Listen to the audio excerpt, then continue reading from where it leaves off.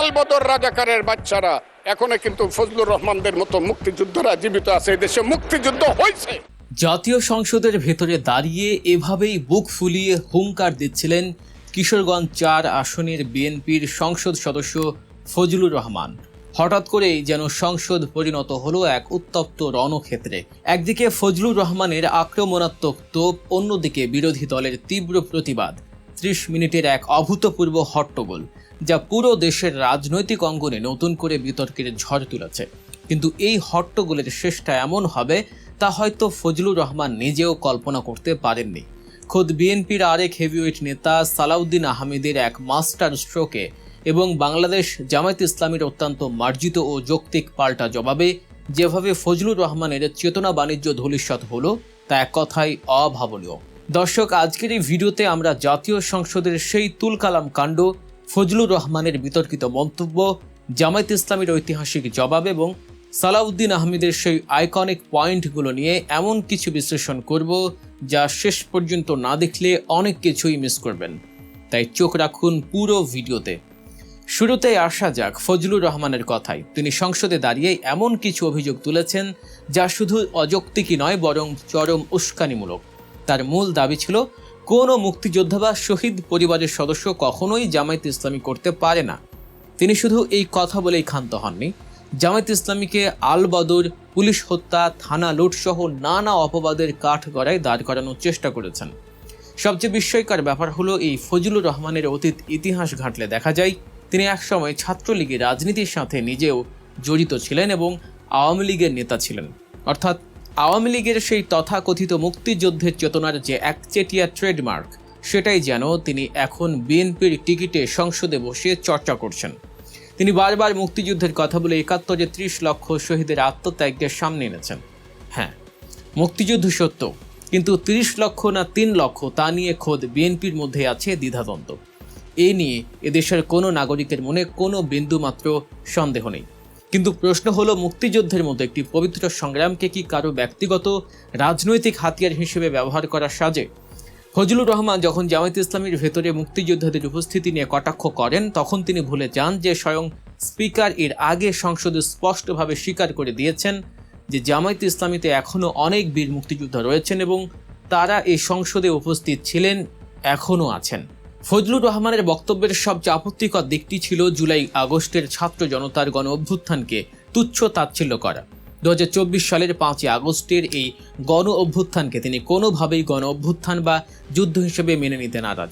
তার মতে ১৯৭১ সালে যুদ্ধ হয়েছিল, তিনি কিন্তু ২৪-এ নাকি তেমন কিছুই হয়নি। কিন্তু তার এই যুক্তি একেবারেই ধোপে টেকে না। একটু গভীরভাবে চিন্তা করুন, ১৯৭১ সালেও কিন্তু আমরা কোনো ভিনদেশি শক্তির বিরুদ্ধে যুদ্ধ করিনি। আমাদের যুদ্ধ ছিল তৎকালীন পাকিস্তানের স্বৈরাচারী সরকারের বিরুদ্ধে। দেশের ভেতরের আন্দোলন থেকেই সেই যুদ্ধের সূত্রপাত হয়েছিল। ঠিক একইভাবে ২০২৪ সালের জুলাই আগস্টের আন্দোলনও ছিল একটি চরম ফ্যাসিস্ট, স্বৈরাচারী ও খুনি সরকারের বিরুদ্ধে দেশের আপামর ছাত্র জনতার এক রক্তক্ষয়ী যুদ্ধ। এই যুদ্ধে হাজার হাজার তরুণ প্রাণ দিয়েছে, পঙ্গুত্ব বরণ করেছে অগণিত মানুষ। এই গণ অভ্যুত্থানকে যারা তুচ্ছ করেন, তারা মূলত নিজেদের অহংকার এবং অন্ধত্বকেই প্রকাশ করেন। ফজলুর রহমান হয়তো বুঝতে পারছেন না, মুক্তিযুদ্ধের দোহাই দিয়ে ২৪-এর এই মহান বিপ্লবকে ছোট করতে গিয়ে তিনি আসলে খোদ মুক্তিযুদ্ধকেই ছোট করছেন। সোশ্যাল মিডিয়ায় চোখ রাখলে দেখবেন ফজলুর রহমানকে নেটিজেনরা ফজু পাগলা নামে ডাকেন। মজার ব্যাপার হলো, এই বিষয়টি তিনি নিজেই সংসদে তুলে এনেছেন। তিনি অভিযোগ করেছেন জামায়াতের সদস্যরাই নাকি তাকে ফজু পাগলা বলে ডাকে। যদি স্পিকার তাকে স্পষ্ট জানিয়েছেন যে এমন কোনো অভিযোগ বা প্রমাণ তার কাছে আসেনি, কিন্তু তিনি মানতে নারাজ। অনলাইনে তাকে এই নামে ডাকার মূল কারণ হলো, তার কথার কোনো আগামাথা থাকে না। তিনি এক এক সময় এক এক কথা বলেন, যার কোনো রাজনৈতিক ভিত্তি বা ক্ল্যারিটি নেই। রাজনীতিতে এমন অসংলগ্ন কথা যে কোনো দাম নেই, তা তিনি বারবার প্রমাণ করেছেন। বিএনপির কিছু সাংসদ টেবিল চাপড়িয়ে তাকে উৎসাহ দিলে তিনি আরও গদগদ হয়ে সত্য মিথ্যার সংমিশ্রণে জামায়াত ইসলামীর আমিরকে ব্যক্তিগত আক্রমণ করে বসেন। কিন্তু এরপরই ঘটে আসল ঘটনা। ফজলুর রহমানের এই অসহনশীল ও কটূক্তিমূলক বক্তব্যের পর জামায়াত ইসলামীর পক্ষ থেকে যে জবাব দেয়া হয়, তা ছিল রাজনৈতিক শালীনতা ও যুক্তির এক অনন্য দৃষ্টান্ত। জামায়াত ইসলামীর আমির অত্যন্ত শান্ত কিন্তু দৃঢ় কণ্ঠে দাঁড়িয়ে স্পিকারের উদ্দেশ্যে বলেন, মাননীয় সংসদ সদস্য, বয়সে আমার বড়, মুক্তিযুদ্ধে তার অবদান আমি শ্রদ্ধার সাথে স্মরণ করি। কিন্তু নিজের অবদান বলতে গিয়ে আরেকজনের অবদানের উপর হাতুড়ি পেটানোর অধিকার কাউকে দেয়া হয়নি। কি অসাধারণ এবং তীক্ষ্ণ এক জবাব। তিনি স্পষ্ট করেন যে ফজলুর রহমান তাকে ব্যক্তিগতভাবে আঘাত করেছেন। জামায়াতের আমির তার আইডেন্টিটি নিয়ে তোলা প্রশ্নের কড়া জবাব দিয়ে বলেন, উনি চ্যালেঞ্জ করেছেন যে কোনো মুক্তিযোদ্ধা বা শহীদ পরিবারের কেউ জামায়াত করতে পারে না। তাহলে কি আমার কোনো দল করার জন্য ওনাকে জিজ্ঞেস করতে হবে? এটি আমার জন্মগত ও সাংবিধানিক অধিকার। আমি কোন দল করব, কোন আদর্শ অনুসরণ করব, এর উপর হস্তক্ষেপ করার ন্যূনতম কোনো অধিকার রাষ্ট্র বা সংবিধান কাউকে দেয়নি। বাংলাদেশ একটি গণতান্ত্রিক দেশ। এখানে একজন মানুষের আদর্শ নির্বাচনের স্বাধীনতা থাকবে না, এটা কেমন কথা? জামায়াতের আমির অত্যন্ত যৌক্তিকভাবে ফজলুর রহমানের এই অসাংবিধানিক ও অগণতান্ত্রিক মানসিকতার তীব্র নিন্দা জানান এবং স্পিকারের কাছে এই অসংসদীয় বক্তব্যগুলো এক্সপাঞ্জ বা কার্য বিবরণী থেকে মুছে ফেলার অনুরোধ করেন।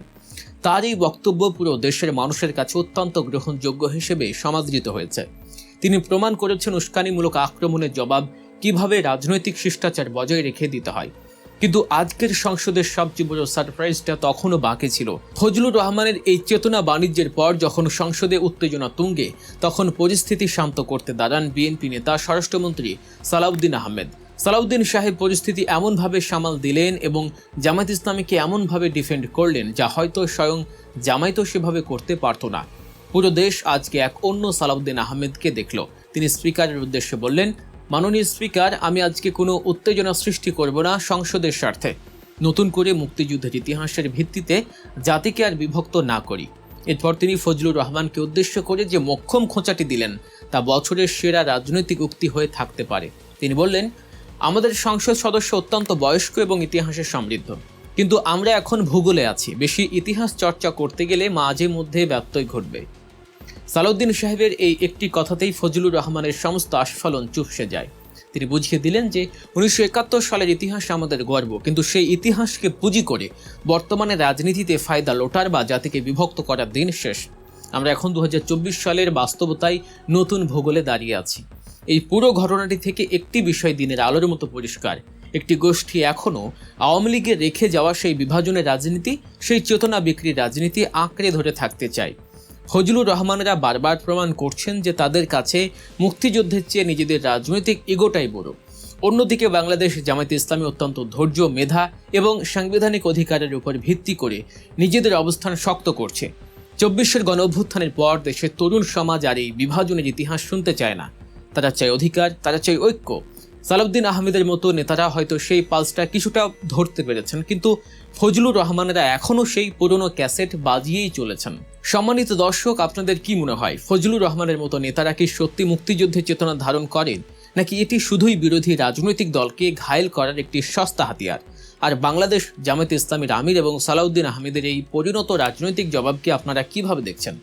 আপনাদের মূল্যবান মতামত অবশ্যই আমাদের কমেন্ট বক্সে লিখে জানাবেন। আমরা আপনাদের প্রতিটি কমেন্ট পড়ি এবং আপনাদের মতামত আমাদের কাছে অত্যন্ত গুরুত্বপূর্ণ।